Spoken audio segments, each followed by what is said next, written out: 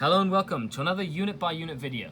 Today we continue to look at the Beast Packs by looking at the Razorwing Flock. Let's begin.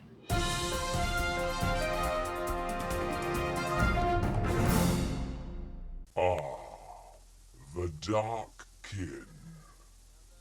Tactical video. This time we're looking at the unit by unit series with the next unit, which is another one of our Beast Packs. The Razorwing Flocks, the terrors of 7th edition Drukhari, or early 8th edition, when the index, and they were absolutely crazy. So they've toned them down a little bit in the codex themselves. They FAQ'd them pretty quickly. If you haven't watched a unit by unit series before, I talk a little bit about the lore of the unit itself, and then we discuss the general broad stroke strategies of the unit that you can use in game. So I invite you to check out the videos that I've done all the way up to here, starting from the HQs all the way down to fast attack. This is the last of the beasts, and then we get into the other ones like Scourge and whatnot, and then the heavy hitters like Razorwings, Ravagers, and Talos. So the Razorwing Flocks. Let's begin, because I love them. They're really fun. Of all the alien terrors employed by the Beastmasters, the Razorwing remains one of the most popular. These raptors are swift of wing enough to catch all but the quickest enemies, and they are possessed of an insatiable hunger for bone. When encountered individually, these carnivorous raptors are only moderately deadly, but when grouped together in flocks, as is their natural instinct, Razorwings can pick apart whole squads of foes, falling upon them with sharp feathers and razored beaks, stripping flesh from frame in a hurricane of frantic motion. So visually, think piranha movie where they jump into a river and all you see are bubbles and the piranhas just eat whoever fell in or whatever fell into the river or the lake or whatever. And just think it's that, like a swarm of razor-taloned flying raptors that run in and tear you to shreds and eat you up or want to pick at your bones, apparently. So, pretty nasty stuff. The Drukhari don't necessarily play nice with a lot of the stuff out there. But let's take a look at the unit itself. So, Razorwing Flocks are a 2 power level for 3 Razorwing Flocks. You can include up to 3 additional Razorwings or up to 9 additional Razor Flocks, and each model is armed with Razor Feathers. So you can have 3 or 6 or up to 6 or up to 12. So you can have from 3 to 12 Razorwing Flocks. They're not like Chimera that are in pairs that you have to take 2, but you can kind of mix and match them. And they're just armed with their basic feathers and talons. It doesn't sound like very much. They're not exactly the most sturdy thing. Now, as per the Codex, they are a little bit over 10 points each. And by little, I mean very little over 10 points each. So, the Razor Feathers are melee. They're strength users, so they're strength 2. But let's go over their stats. It's movement 12 with a 4+ weapon skill. They are strength 2 and toughness 2. They have 4 wounds per base. They have 4 attacks per base. They're only leadership 4, like the rest of the beasts. And they have a 7+ save, which means they don't have a save really at all. I mean, no save. They are strength user in combat, -1 AP and 1 damage. So strength 2, -1 AP. So against guardsmen, they're wounding on 5s. Or anything that's toughness 3, like other Eldari. Against things like Space Marines, they're wounding on 6s, which then kind of mitigates a lot of what they can do.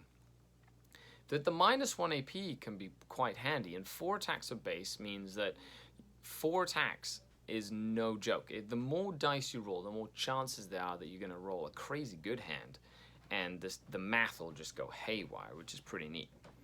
So keywords, they're Eldari, Drukhari, and keywords, they're Beast, Swarm, they fly, and they're Razorwing Flocks. So Razorwing Flocks are giant broods and like hordes of multi-wound bases. They're very, very cheap. You can take 10 of them for 120 points. And 10 of them is 40 wounds. Now, let that sink in a little bit. 40 wounds for 120 points. That's not bad. You know, that is, you know, a little bit more expensive than some things. But combined with they can fly, and their multi-wound means their leadership fall won't be such a big deal. But what you use Razorwing Flocks for is essentially to screen and zone. Like, I've done a few videos for the Patreons, a tactical video on screening and zoning the board out. And learning how to screen and zone is huge. Razorwings give you a very fast option to move into a spot or block a hole or create a zoning area that will force your opponent to have to deal with them. You know, you still have to get 40 bolter wounds through, even though they have no save and that toughness too. You have to shoot them and kill them and get them out of the way to get to the rest of the army. They can tie up tanks when you jump over screens and fly over screens to charge. They can tie up units and prevent them from being able to charge you back. And all in all, what you pay for in a Razorwing is the versatility of a screen, like a chaff screen, kind of like cultists. But cultists don't have that versatility. So they move by foot, they don't move as quickly. You know, Razorwings can jump over terrain, they can go up floors of buildings really quickly, they can get over things, in things, around things, you know, and it really makes them a key part of your game plan. Now, some of the downfalls of Razorwings is they don't take any slots up in your detachments, and you need a Beastmaster to run them in match play as well, which means that you're not like using them to run like a brigade or a vanguard detachment, sorry, an outrider detachment. You can't really use them for that sort of thing. So they're more like, I haven't really found a use for them in a competitive environment, but in narrative and just pickup games, I always love running them because my opponents look at it and go, oh no, I have to deal with 40 wounds out of this unit, which is great.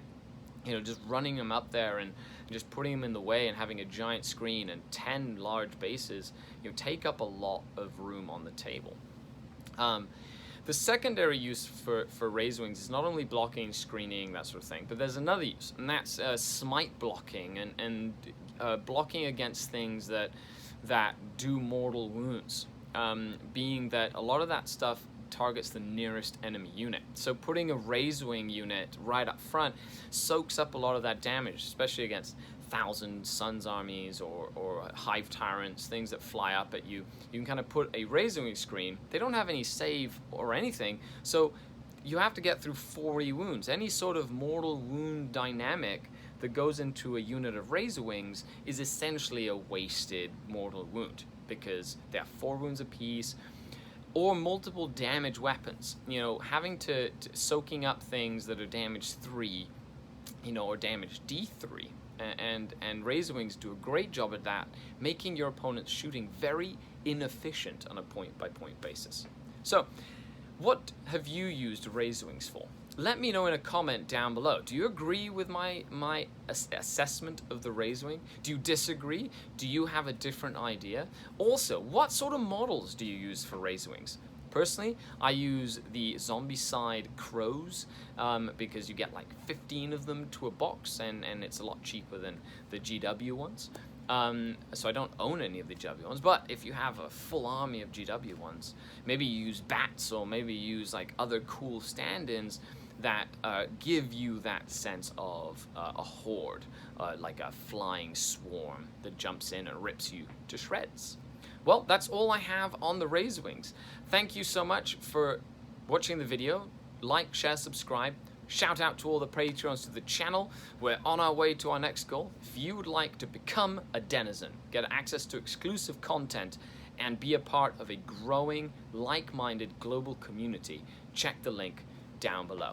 I'm Skari, your grateful host, signing off. Until next time, Skari out.